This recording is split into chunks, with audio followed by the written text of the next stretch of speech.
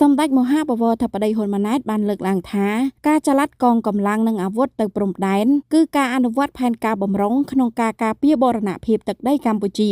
បន្ទាប់ពីមានការប៉ះទង្គិចគ្នាមួយប្រាវនៅតំបន់មុំ3ខេត្តព្រះវិហារហើយបានបណ្ដាលឲ្យកងទ័ពកម្ពុជាម្នាក់បានបាត់បង់ជីវិតនោះសម្ដេចមហាបវរធិបតីហ៊ុនម៉ាណែតនាយករដ្ឋមន្ត្រីនៃកម្ពុជាបានបញ្ជាក់អះអាងថាចំពោះការចល័តកម្លាំងនិងអាវុធទៅព្រំដែនគឺជាការអនុវត្តផែនការបម្រុងរបស់កងទ័ពនៅក្នុងការការពារបូរណភាពទឹកដីរបស់កម្ពុជាដែលត្រូវបានត្រៀមជាស្រេចនៅក្នុងករណីចាំបាច់ជាយថាហេតុណាមួយដែលអាចកើតឡើងបើទោះបីជាពេលនេះសម្ដេចមិនស្ថិតក្នុងប្រទេសប៉ុន្តែរាល់ការសម្រេចចិត្តគឺក្រោមបទបញ្ជារបស់សម្ដេចដដែលផ្ញើសារចេញពីប្រទេសជប៉ុននាព្រឹកថ្ងៃទី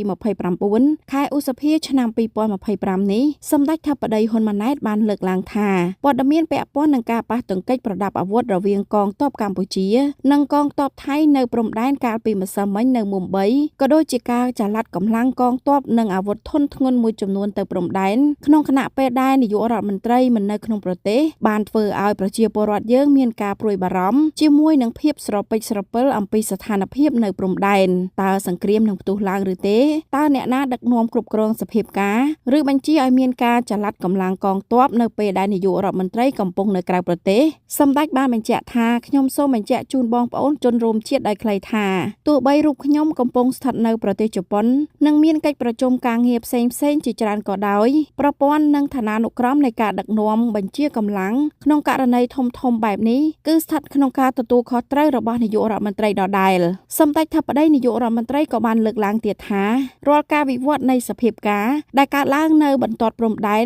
គឺត្រូវបានរាយការណ៍មកឲ្យខ្ញុំតាមរយៈឯកឧត្តមឧបនាយករដ្ឋមន្ត្រីក្រសួងការពារជាតិឯកឧត្តមអគ្គមេបញ្ជាការនិងឯកឧត្តមមេបញ្ជាការកងទ័ពជើងគោករួមទាំងលទ្ធផលនៃការតាក់ទងគ្នារវាងរដ្ឋមន្ត្រីក្រសួងការពារជាតិមេបញ្ជាការកងទ័ពជើងគោកកម្ពុជាជាមួយនឹងសមាភាគីថៃក្នុងគោលដៅទប់ស្កាត់កុំឲ្យមានការប៉ះទង្គិចគ្នាកាន់តែរីកនិងព្យាយាមឲ្យសភាពការវិលត្រឡប់ទៅរកភាពស្ងប់ស្ងាត់និងទំនាក់ទំនងល្អរវាងកងទ័ពជួរមុខនៃប្រទេសយើងទាំងពីរជាមួយគ្នានេះរាល់ការសម្រេចចិត្តសំខា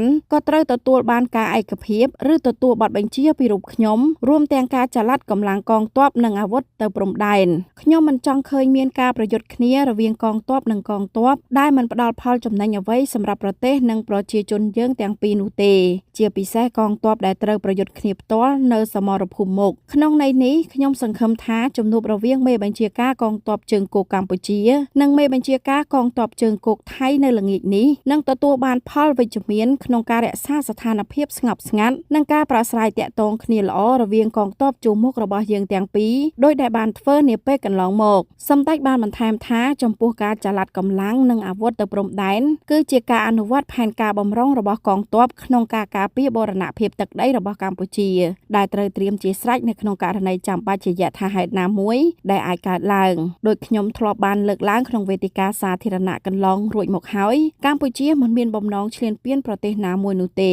ហើយយើងចង់ឲ្យមានការដោះស្រាយព្រំដែនប្រព្រឹត្តទៅដោយផ្អែកលើមូលដ្ឋានបច្ចេកទេសនិងច្បាប់អន្តរជាតិប៉ុន្តែកម្ពុជាក៏ត្រូវរក្សាសិទ្ធិក្នុងការប្រើប្រាស់គ្រប់មធ្យោបាយដើម្បីការពារបូរណភាពទឹកដីរបស់ខ្លួនរួមទាំងការប្រើប្រាស់កងកម្លាំងប្រដាប់អាវុធក្នុងករណីមានការព្យាយាមឈ្លានពានរំលោភលើបូរណភាពទឹកដីកម្ពុជាតាមរយៈការប្រើប្រាស់កម្លាំងប្រដាប់អាវុធយ៉ាងណាក៏ដោយសម្ដេចធិបតីនាយករដ្ឋមន្ត្រីសូមឲ្យបងប្អូនប្រជាពលរដ្ឋខ្មែរជ្រាបជាព័ត៌មាននិងសូមកុំឲ្យមានការព្រួយបារម្ភដោយផ្អែកលើព័ត៌មានមួយចំនួនដែលបានផ្សព្វផ្សាយដោយមិនមានប្រភពច្បាស់លាស់ខ្ញុំក៏សូមអំពាវនាវឲ្យបងប្អូនប្រជាពលរដ្ឋខ្មែរយើងទប់ស្កាត់កុំឲ្យបញ្ហានេះទៅរីកធំរហូតក្លាយជាជម្លោះជាតិសាសន៍និងសូមផ្ដល់ការទុកចិត្តចំពោះរាជរដ្ឋាភិបាលក៏ដូចជាកងទ័ពរបស់យើងក្នុងការស្វែងរកដំណោះស្រាយលើបញ្ហានេះដោយទទួលការខុសត្រូវខ្ពស់ជាមួយគ្នានេះដែរសម្ដេចក៏បានបង្ហោះរូបភាពដោយឯកសណ្ឋានយោធាផងដែរជាមួយនឹងខ្លឹមសារថា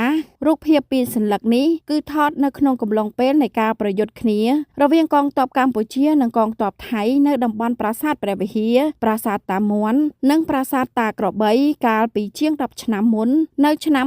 2008និងឆ្នាំ